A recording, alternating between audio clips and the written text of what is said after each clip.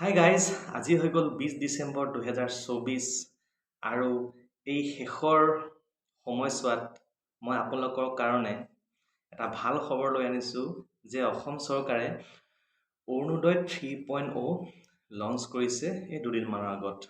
আৰু গভৰ্ণমেণ্টে প্ৰতিখন পঞ্চায়তৰ কাৰণে একোখনকৈ চিলেকশ্যন কমিটি বনাই দিছে আৰু সেই চিলেকশ্যন কমিটিয়ে পঞ্চায়তৰ সহযোগত এটা ৱাৰ্ডবিলাকত সভা পাতি আছে আৰু তাতেই অৰুণোদয় 3.0ৰ বেনিফিচাৰী বা হিতাধিকাৰী তেওঁলোকে নিৰ্বাচন কৰি আছে। আপোনালোকে খবৰ পায়নে? যদি খবৰ পায় আপোনালোক নিশ্চয় গৈছে আৰু তাৰ নিশ্চয় বেনিফিট পাব।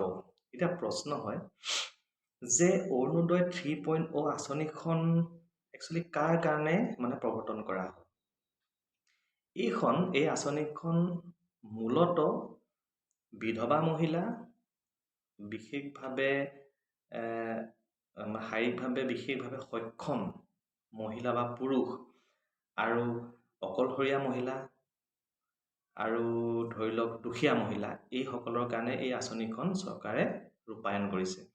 আৰু যদিহে এখন ঘৰত পুৰুষজন যদি শাৰীৰিকভাৱে অসুস্থ হয় বা তেখেতে যদি ইনকাম কৰিব নোৱাৰে আৰু সেই ঘৰখনৰ যদি মহিলাগৰাকীয়ে যদি উপাৰ্জন কৰি ঘৰখন চলাব লগা হয়, তেনেস্থলত সেই মহিলাগৰাকীয়ে এই অৰুণোদয় 3.0ত আবেদন কৰিব পাৰিব।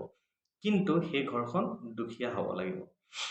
গতিকে আপোনালোকে যদি কথাবিলাক গম পোৱা নাই বা সভা বোলে পাতি গুচি গ'ল আপোনালোকে গম নাপায়, কিন্তু সেইটো নহয়, আপোনালোকে পঞ্চায়ত অফিচত যোগাযোগ কৰক আৰু আপোনালোকৰ সেই পঞ্চায়তত থকা বা চৰকাৰে নিৰ্বাচন কৰি দিয়া যি চিলেকশ্যন কমিটি মেম্বাৰসকলক আপোনালোকে যোগাযোগ কৰক। আৰু মোৰ এই ভিডিঅ' যিসকলে চাই আছে সেইসকলকো কৈছোঁ যে আপোনালোকৰ ঠাইত যদি এনেকুৱা যদি হিতাধিকাৰী আছে বা যোগ্য ব্যক্তি আছে তেনেহ'লে আপোনালোকে তেওঁলোকক সহায় কৰক। আৰু এটা মই কথা কৈ দিছোঁ যে আঁচনিত ইণ্ডিয়া মেৰী সাৰ্বজনীন বিধৱা পেঞ্চন আঁচনি আৰু দীনদয়াল উপাধ্যায় দিব্যাংগজন আঁচনি যিসকলে পেঞ্চন পাই আছিল সেইসকলো ইয়াত সোমাই যাব। মানে অলৰেডি তেওঁলোকে পাই আছিল, কিন্তু এতিয়া তেওঁলোকে সেইবিলাক আঁচনিৰ টকাটো নাপায়। এতিয়া অৰুণোদয় 3.0ৰ টকাখিনি তেওঁলোকে পাব।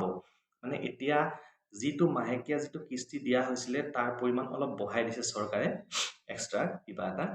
গতিকে সকলোকে কৈছোঁ এখন খুব ভাল আঁচনি। দুখীয়া মানুহৰ কাৰণে এখন খুব ভাল আঁচনি। দুখীয়া মানুহে মাহেকৰ মূৰত যদি 1200-1400 টকা পায় তেওঁলোকে বহুত সকাহ লাভ কৰে।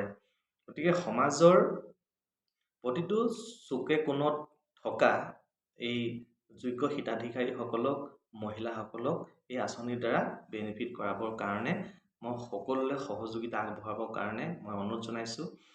আৰু আপোনালোকে এই বিষয়ে সবিশেষ জানিবৰ কাৰণে আপোনালোকে নেটতো চাব পাৰে বা পঞ্চায়ত অফিচত যাব পাৰে, নতুবা বিভিন্ন জনা ব্যক্তিসকলক আপুনি সুধিব পাৰে। কিন্তু এইটো নহয় যে এই আঁচনিখন কোনোবা ধনী ঘৰৰ মানুহে পাব, যে কোনোবা মোৰ ওপৰৱালাৰ লগত ভাল, মোৰ আমুকৰ লগত ভাল, মই পাম, সেইটো আচলতে নহয়।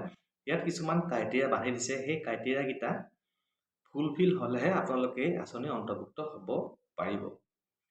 গতিকে আপোনালোকে সোনকালে পঞ্চায়ত অফিচত যাওক আৰু সবিশেষ আপোনালোকে জানি লওক। তাৰ পাছত আপোনালোকে এই আঁচনিৰ কাৰণে আবেদন কৰিব পাৰিব। এতিয়া লিষ্টবিলাক বনাই থকা হৈছে।